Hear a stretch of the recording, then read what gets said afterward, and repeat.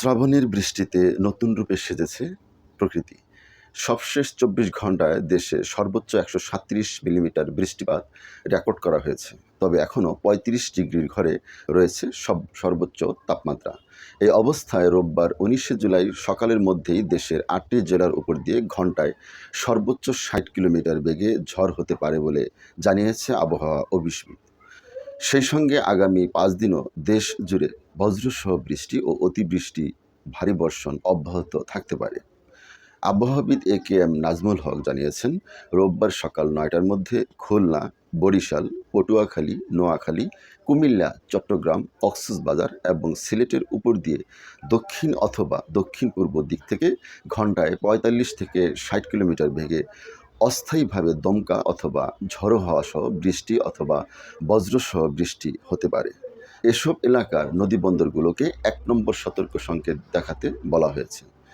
এই অবস্থায় রোববার ও সোমবার ১৮ থেকে ২০ জুলাই সন্ধ্যা ৬টা পর্যন্ত রংপুর, ময়মনসিংহ, চট্টগ্রাম ও সিলেট বিভাগের অধিকাংশ জায়গায় এবং রাজশাহী, ঢাকা, খুলনা ও বরিশাল বিভাগের অনেক জায়গায় অস্থায়ীভাবে দমকা হাওয়াসহ হালকা থেকে মাঝারি ধরনের ভারী বৃষ্টি অথবা বজ্রসহ বৃষ্টি হতে পারে।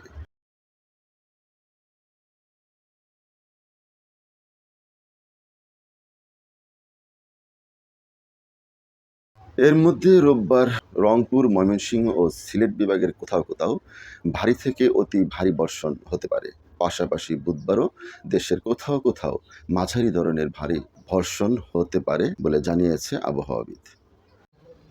এই আবহাওয়াবিদ আরও জানিয়েছেন, আগামী মঙ্গল, বুধ ও বৃহস্পতিবার ২১ থেকে ২৩ জুলাই সন্ধ্যা ৬টা পর্যন্ত রংপুর, রাজশাহী, ময়মনসিংহ, ঢাকা, খুলনা, বরিশাল, চট্টগ্রাম ও সিলেট বিভাগের অধিকাংশ জায়গায় অস্থায়ীভাবে দমকা হাওয়াসহ হালকা থেকে মাঝারি ধরনের বৃষ্টি অথবা বজ্রসহ বৃষ্টি হতে পারে।